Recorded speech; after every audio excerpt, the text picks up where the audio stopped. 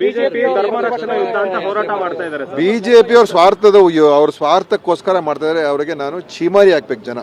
ಯಾಕೆಂತ ಹೇಳಿದ್ರೆ 10-12 ದಿವಸ SIT ರಚನೆ ಆದಾಗ ಒಂದು ದಿವಸನೂ ಕೂಡ ಮಾತನಾಡ್ದೇನೆ SIT ಮಾಡಿದ್ದು ಒಳ್ಳೇದಂತ ಹೇಳ್ಬಿಟ್ಟು ಈಗ ಸತ್ಯಾಂಶವನ್ನು ಸರ್ಕಾರ ಹೊರಗೆ ತರ್ತಕ್ಕ ಸಂದರ್ಭದಲ್ಲಿ ಇದು ಸರ್ಕಾರಕ್ಕೆ ಒಳ್ಳೆ ಹೆಸರು ಬರ್ತಾ ಇದೆ. ಸರ್ಕಾರ ನಿಷ್ಪಕ್ಷಪಾತವಾಗಿ ಕೆಲಸ ಮಾಡಿದೆ. ಸರ್ಕಾರಕ್ಕೆ ಮತ್ತು ಪೊಲೀಸ್ ಇಲಾಖೆ ಇವತ್ತು ರಾಜ್ಯದ ಜನರ ವಿಶ್ವಾಸ ಗಳಿಸೋದ್ರಲ್ಲಿ ಯಶಸ್ಸು ಕಂಡಿದೆ ಅಂತ ನೋಡಿ ಅವರು ಭಾರತೀಯ ಜನತಾ ಪಾರ್ಟಿಗೆ ತಡ್ಕೊಳಕ್ಕಾಗ್ತಾ ಇಲ್ಲ. ಮತ್ತು ಅವರಿಗೆ ಈ ಧರ್ಮದ ಹೆಸರಲ್ಲಿ ರಾಜಕಾರಣ ಮಾಡೋದಕ್ಕೆ ಅವ್ರು ಭಾಳ ಏನೋ ಇವರೊಬ್ಬರೇ ಧರ್ಮ ರಕ್ಷಕರು ಅಂತ ಹೋರಾಟ ಮಾಡ್ತಾರೆ. ಅದಕ್ಕೋಸ್ಕರ ಅದು ಸತ್ಯಕ್ಕೆ ಭಾಳ ದೂರವಾಗಿರುವಂಥ ಮಾತು.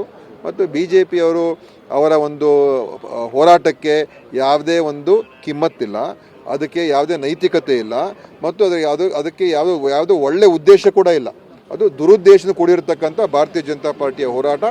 ಅದು ಮಾನ್ಯ ವಿಜೇಂದ್ರನೇ ಇರ್ಬೋದು, ಅಶೋಕ್ ಇರ್ಬೋದು, ಅಥವಾ ಅಲ್ಲೆಲ್ಲ ಬೇರೆ ಬೇರೆ ಶಾಸಕರು ಇದ್ದಾರಲ್ಲ, ಅವರೆಲ್ಲರದ್ದು ಕೂಡ ಈ ಹೋರಾಟದಲ್ಲಿ ಭಾಗಿಯಾಗ್ತಾ ಇರ್ತಕ್ಕಂಥದ್ದು ಸ್ವಾರ್ಥಕ್ಕೋಸ್ಕರ. ಧರ್ಮಸ್ಥಳದ ಪರವಾಗೂ ಇಲ್ಲ, ಹಿಂದೂ ಧರ್ಮದ ಪರವಾಗೂ ಇಲ್ಲ, ರಾಜ್ಯದ ಜನರ ಪರವಾಗೂ ಇಲ್ಲ. ಸರ್, ಕರಾವಳಿ ರಾಜಕಾರಣ ವಿಚಾರದಿಂದ ಈ ರೀತಿ ಹಿಂದೂ ದೇವಸ್ಥಾನಗಳನ್ನ ಏನಾದರೂ ಟಾರ್ಗೆಟ್ ಮಾಡಲಾಗ್ತದೆ ನೋಡಿ. ನಮ್ಮಿಂದ ಇವತ್ತು ಕಾಂಗ್ರೆಸ್ಸಿನ ಸರ್ಕಾರದಿಂದ ಒಳ್ಳೆಯ ತನಿಖೆ ಮಾಡುವ ಮುಖಾಂತರ ಇವತ್ತು ಜನರಿಗೆ ಸ್ಪಷ್ಟವಾದ ವಿಷಯಗಳು ತಿಳಿಸುವ ಮುಖಾಂತರ ಸತ್ಯಾಸತ್ಯತೆಗಳು ಏನು ಅಂತ ಗೊತ್ತಾಗುವ ಮುಖಾಂತರ ಏನೇ ಒಂದು ನಾನೇನು ಕಳಂಕ ಇದೆ ಅಂತ ನಾನು ಹೇಳೋಕೆ ಹೋಗಲ್ಲ. ಆ ಥರ ಇದ್ದಿದ್ರೆ ಅದು ಕೂಡ ಜನರ ಮುಂದೆ ಗೊತ್ತಾಗ್ತದಲ್ಲ. ಏನೂ ಇಲ್ಲ ಅಂತಲೂ ಕೂಡ ಜನ ತೀರ್ಮಾನ ಈಗ ಬರ್ತಾರೆ. ಇದನ್ನು ನಾನು ಹೇಳಿದರೆ, BJPಯವರು ಹೇಳಿದ್ರೆ, ಇನ್ನೊಬ್ರು ಹೇಳಿದ್ರೆ ನಾವು ಜನ ನಂಬ್ತಾ ಇರಲಿಲ್ಲ. SIT ಮುಖಾಂತರ ತನಿಖೆ ಮುಖಾಂತರ ಗೊತ್ತಾದಾಗ ಆವಾಗ ಜನರಿಗೆ ಸ್ಪಷ್ಟವಾದ ಅಭಿಪ್ರಾಯ ಜನನೇ ಮಾಡ್ತಾರೆ. ಯಾರು ಹೇಳುವ ಮುಖಾಂತರ ಏನು ಹೇಳಿಕೆ ಮುಖಾಂತರ ಮಾಡುವಂಥದ್ದಲ್ಲ. ಅದು BJPಯವರು ಮಾಡ್ತಾ ಇದ್ದಾರೆ.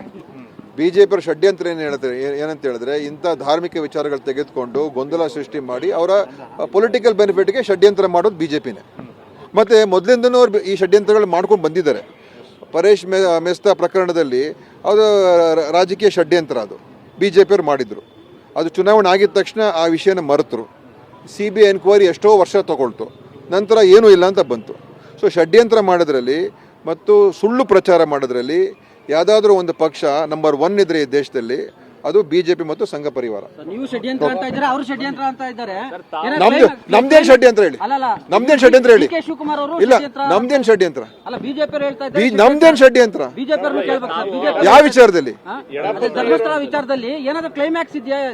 ನೋಡಿ, ತನಿಖೆ ಪೊಲೀಸರು ಮಾಡ್ತಾರೆ, ನಾವು ಮಾಡ್ತೀವ? ಪೊಲೀಸರು ಅವರ ಕಾನೂನು ಪ್ರಕಾರ ಕ್ರಮ ಆಗ್ತದೆ, ಕಾನೂನು ಪ್ರಕಾರ ಕ್ರಮ ಆಗ್ತದೆ.